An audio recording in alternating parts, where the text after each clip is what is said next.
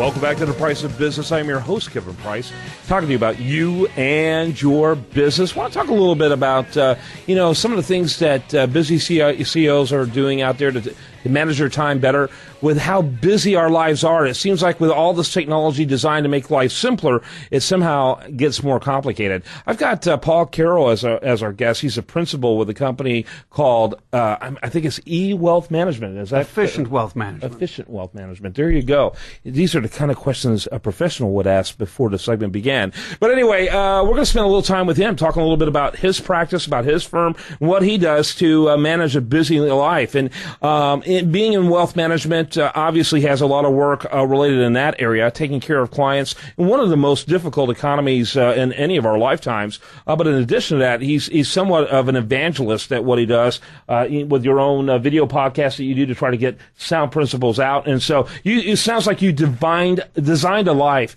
that is rather busy. It is very busy, yes, Kevin. And so that's interesting. Tell us a little bit about your background and how you got this firm started. Well, Kevin, actually, I was an airline pilot with a very large airline based in Houston, Texas, that has now been merged with someone up in Chicago recently. Yeah, we can say both names. We can. I do all the time. Okay. I'm not very fond of United. So anyway. But I was doing that after 9/11. I was furloughed, or at least given a furlough letter, and I decided I need to start a line of work that's a little safer. So I started a business in North Houston. And after 9/11, almost anything was safer than flying. Pretty much that's a true statement, especially financially. Especially financially. And I had actually started in the financial universe before flying. So I started a business in North Houston. It was a wealth management practice that was designed to be a consultative business, not a sales-oriented business. And that has kept me very busy ever since, because I never did actually quit the flying. Oh, interesting.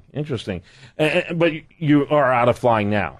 No, I still fly about twice a month. Twice a month? I go just in order to keep the relationship. Keep the relationship, keep the benefits, and enjoy going to places like Amsterdam or Paris. Yeah, you can't argue with that. Absolutely. That's fantastic. And so tell us about the firm itself. Kind of give us an overview of your clientele. What's a good client for you, that type of thing. Right. We're actually a boutique wealth management practice. We work with a team of experts using a consultative process to help clients protect their wealth, mitigate taxes, take care of their heirs, protect their assets from being unjustly taken, and maximize the impact of charitable giving. We do that mostly for people who are either airline executives, interestingly enough, or also energy executives. In fact, most of our growth and our push in the Woodlands area has been energy. Mm-hmm. Very interesting, and kind of serendipitous, I guess, too, with what's happening in energy. It was very nice of Exxon to start that construction project they've got up there. Yeah, absolutely. You have a whole bunch of neighbors that are also potential clients. That's correct. Tell us a little bit about how you engage with clients. How have you built your practice? The practice has really been built by referrals. Initially, there were referrals from other clients. Now we're getting more referrals from professionals. Professionals are a little afraid to give a referral until they see that you don't make them look bad. But after a little time, we've really grown the professional referral business. Yeah, very good. So right. Clients beget clients. That's correct. Yeah. We don't advertise at all. Yeah, very good. Yeah. Tell me about the in terms of your course, you began this when? September 11th is when you began to think about it, but when did you put a shingle on your door, if you will? Put a shingle. Actually, 2004 is when we really started working. At that time, it was more of a part-time activity, and maybe about 2007, 2008, it took over my life, for want of a better word. Yeah, very good. And your best year so far? This last 12 months. Yeah, the last 12 months. And again, it has a lot to do with what's happening with the energy front. The energy business has been great. Houston's a fabulous economy compared to almost anywhere in the world, and we've been staying busy.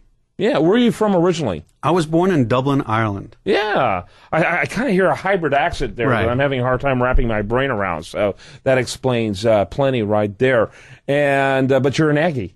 I'm an Aggie. Very proud of it. Yeah, I bet. Very cool. So tell me about, in terms of people that you work with, a lot of CEOs of various companies or right. C-level individuals. Correct. What percentage of your business would you say makes up that group? Right now, 50% of the assets, maybe 25% of the people. But we're really trying to focus on that area as we. As the C-level, right? And that's interesting, and that's by design. That's absolutely by design. Yeah, and a lot of these wealth management people, I know a lot whose the bulk of their clients are already retired. And to me, obviously there are maybe some advantages, but there's also a certain amount of peril with that. Whereas you can continue to grow with them as they grow. Correct. There's something to be said for that. Correct. And in terms, what's a good minimum number of assets for them to be a client of yours? Our clientele, our target market's usually $2 to $10 million.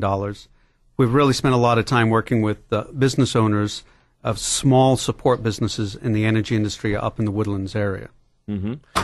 And when you look at the C-level individuals, you mentioned Exxon, but I'm sure a lot of them are businesses that support Exxon rather than Exxon itself. Exactly. Kind of give us an overview of some of those, you don't have to be specific, but some of the industries, the size of the companies that the CEOs had, that type of thing. There's an enormous amount of these businesses just hidden around North Houston and also on the west side. Companies that people don't even know exist. Some of them have 2, 3, 4 engineers. Maybe they're spin-offs from Exxon with a specialty, and they're working back with the majors as consultants. Some of them have other skills. Small construction firms, small, highly skilled technical firms. There's hundreds of these firms up there. Yeah, very, very interesting. And you get a lot of referrals, but do you have other methodologies for beginning engagement? For example, you developed videos where you talk about different aspects. Has that led to engagement? What kind of response are you getting from those? The videos are really designed for the benefit of the clients, but obviously they get a wider disbursement, and they're really credibility builders. Mm-hmm. Yeah. They've often helped push someone over the edge, so to speak. Very helpful.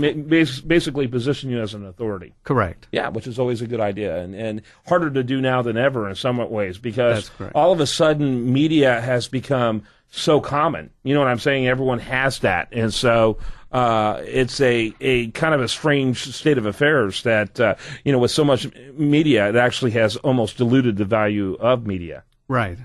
And so that's very cool, very smart. So you're kind of an out of the box thinker. Again, 2 to 10 million in assets, a lot of C-level, a lot of entrepreneurs, I'm assuming as well. That's correct. Yeah, so that's very cool. I want to encourage people to learn more about you and your firm. And again, go ahead and give that website. Well, the website is efficientwealthmanagement.com. And for those who don't like spelling out the long version, ewealthmgmt.com also works. Yeah, ewealthmgt.com.